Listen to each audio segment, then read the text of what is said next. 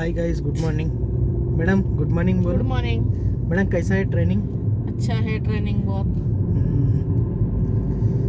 आज को 4th class. कैसा है मैडम? अच्छा है ट्रेनिंग तो अच्छा है सर का।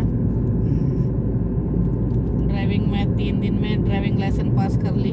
हाँ, और अभी भी मेरे को अच्छा ही लग रहा है, फिर भी मैं अच्छा सीखना चाहती हूँ आगे। ओके। रोड के ऊपर आके कितना दिन हुआ? 2 दिन और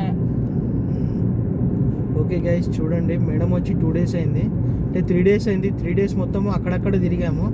3-4 days main road first day అనమాట. ఇవాళ ఒకటే రోజులో మెయిన్ రోడ్ వచ్చారు మేడం.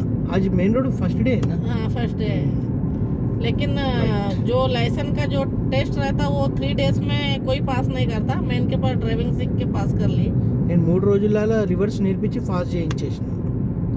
యాక్చువల్లీ మేడంకి బండి కూడా సరిగా రాకపోతుండే, అట్లా అనమాట. Okay guys, thank you madam, bye bye.